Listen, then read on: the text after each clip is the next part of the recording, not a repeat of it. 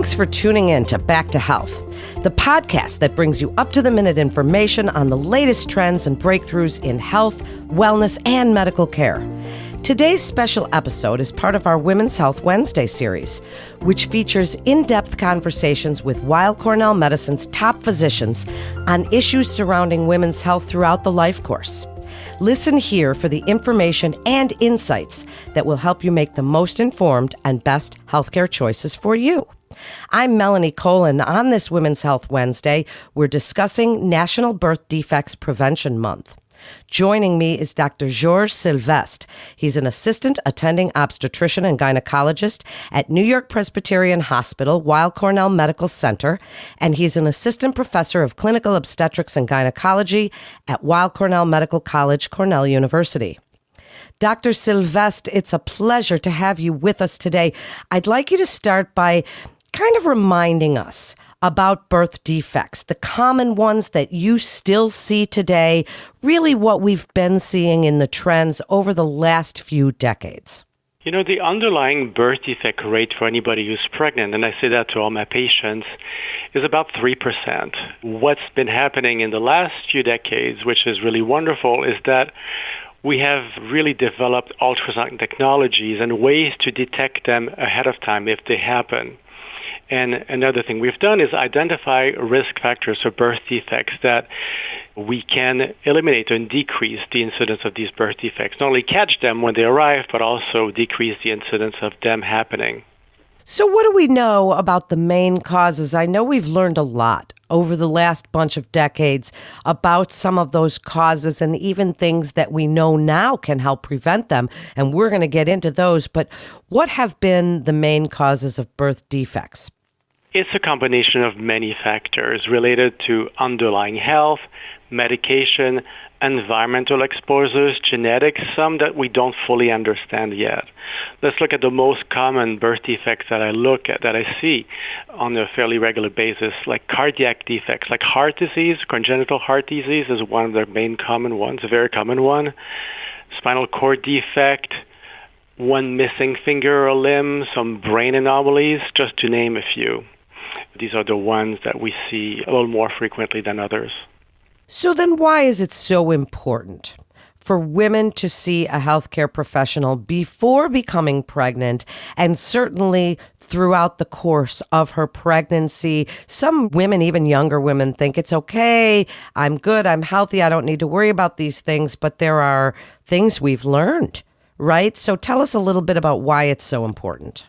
It's such a good question. The ideal time to seek prenatal care is before you become pregnant, and most women do not do that. To have a preconceptional visit is so important. Why? Because a lot of women have underlying medical conditions which can be tweaked a bit in order to have a better pregnancy.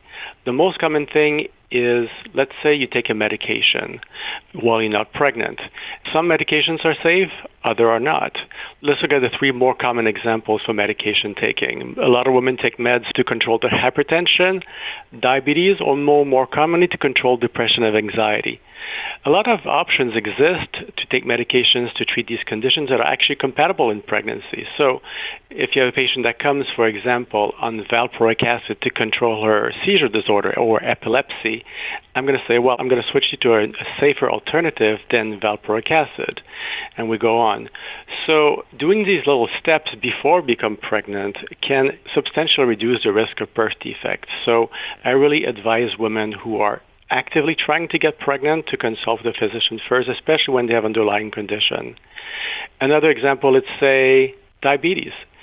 Uncontrolled diabetes is a major cause of birth defect. A woman who has uncontrolled diabetes has a 10 to 15% risk of a serious heart defect or spinal defect in the baby. If we can control the diabetes before she becomes pregnant, I can bring those risks down to the regular population, which is about 3%. So review of the medication and review of the control of the actual condition may greatly help in reducing the risk of birth defect. So important for us to hear. Now, doctor, as we've learned about vitamins over the years, We've learned so much about folic acid and its help with prenatal situations. So tell us a little bit about why taking a multivitamin, a prenatal vitamin, is so important before and during pregnancy, and any that are contraindicated that you'd like to discuss. Folic acid has been shown to reduce the incidence of a particular birth defect called neurotube defect, or concretely speaking, spina bifida or anencephaly, which is absence of the brain. That's a very serious birth defect, as you can imagine. So because we've noticed in the 80s and 90s that taking folic acid reduces the incidence of these birth defects, the United States has introduced fortification in the food that we eat, like flour and cereal, has introduced folic acid in those nutrients. So that, and in combination with us recommending taking folic acid before attempted pregnancy, ideally 3 to 4 months before becoming pregnant, can reduce the risk of neural tube defects. I got to say that most healthy people with a healthy diet don't need much in terms of vitamin supplements.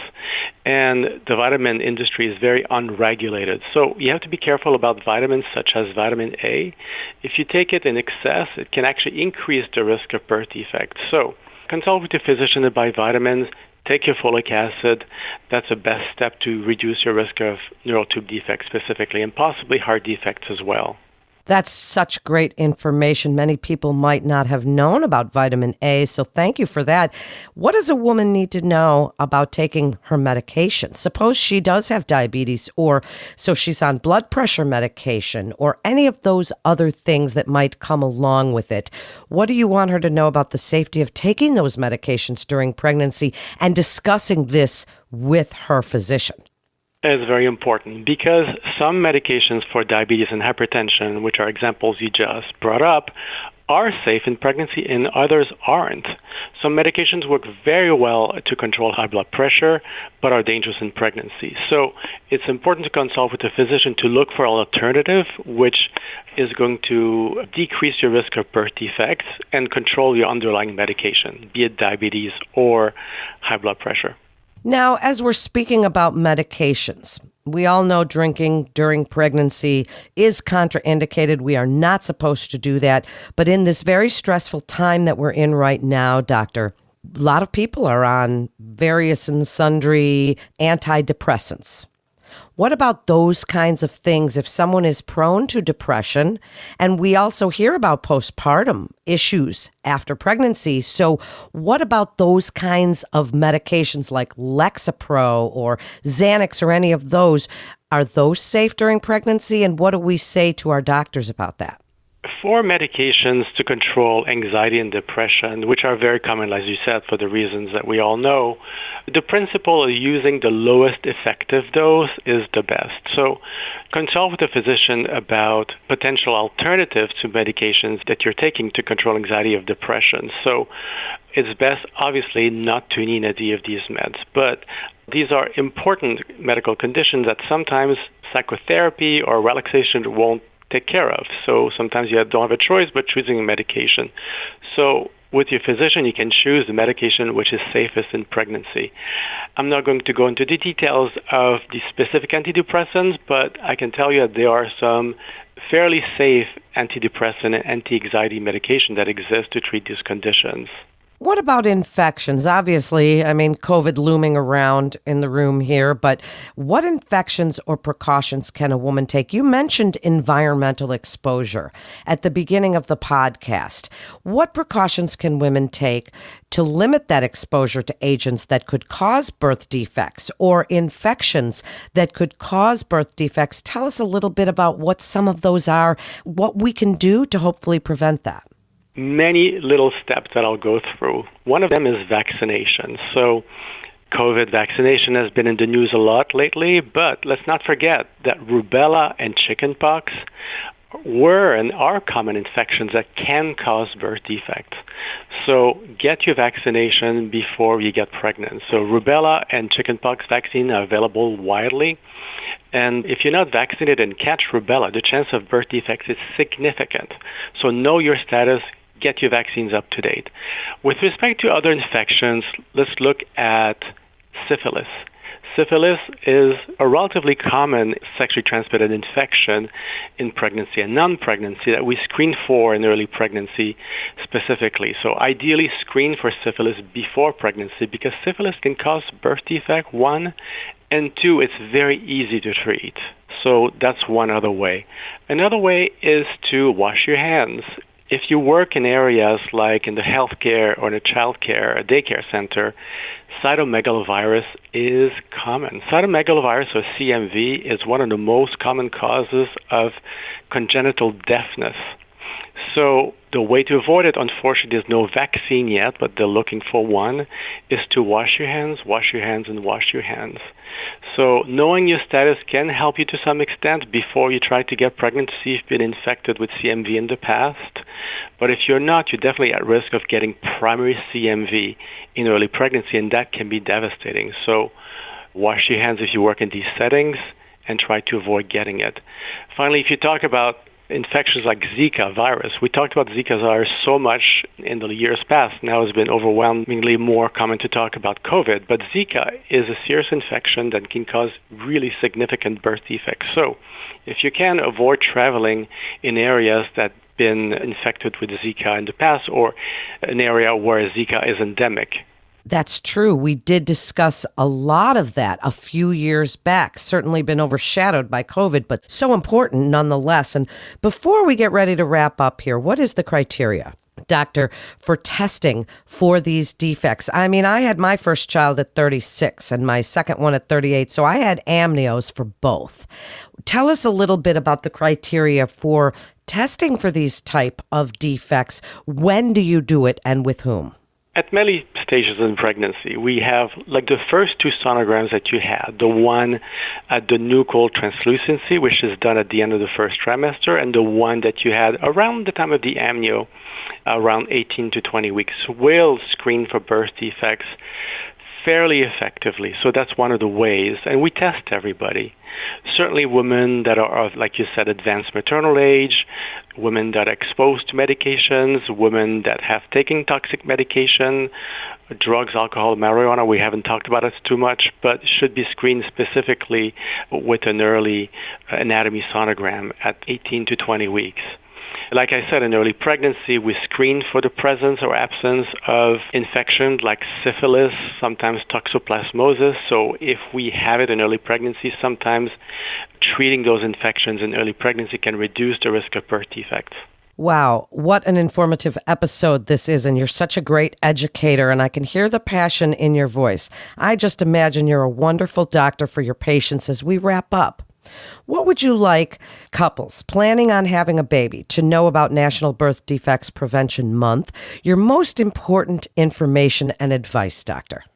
So, first of all, since 50% of the pregnancies are unplanned in this country, let's make it a little more planned. Like I said, if all pregnancies were planned, we'd have less problem. And the important steps is consult with a physician before you try to be pregnant, plan to be pregnant, want to be pregnant, avoid taking medicines without consulting a doctor, don't smoke, don't drink, don't use drugs, which can cause birth defects. If you have diabetes, have it under control. If you have hypertension, have it under control. And one thing which is difficult to do is to lose weight, but obesity rates have been increasing in the last few years, and decreasing your BMI might actually decrease the rate of certain birth defects. So stay healthy, exercise, don't take medication without consulting, take your folic acid, get your vaccine up to date, okay, and avoid the infections to the extent that we can. What a comprehensive list that was. Ladies, you can write all that stuff down because you heard it here from the experts at Weill Cornell Medicine, and Weill Cornell Medicine continues to see our patients in person as well as through video visits, and you can be confident of the safety of your appointments at Weill Cornell Medicine.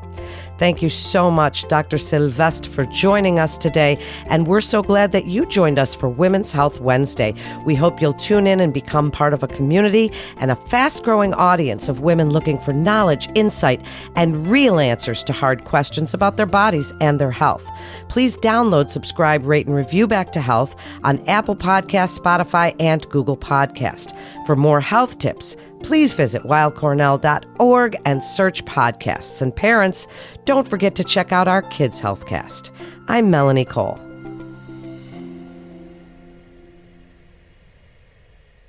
Every parent wants what's best for their children.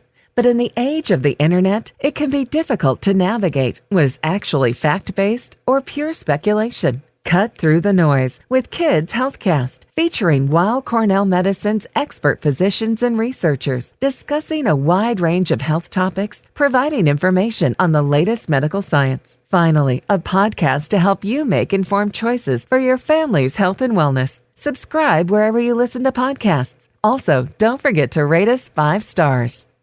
All information contained in this podcast is intended for informational and educational purposes. The information is not intended nor suited to be a replacement or substitute for professional medical treatment or for professional medical advice relative to a specific medical question or condition. We urge you to always seek the advice of your physician or medical professional with respect to your medical condition or questions. Weill Cornell Medicine makes no warranty, guarantee, or representation as to the accuracy or sufficiency of the information featured in this podcast, and any reliance on such information is done at your own risk. Participants may have consulting, equity, board membership, or other relationships with pharmaceutical, biotech, or device companies unrelated to their role in this podcast. No payments have been made by any company to endorse any treatments, devices, or procedures, and Weill Cornell Medicine does not endorse, approve, or recommend any product, service, or entity mentioned in this podcast. Opinions expressed in this podcast are those of the speaker and do not represent the perspectives of Weill Cornell Medicine as an institution.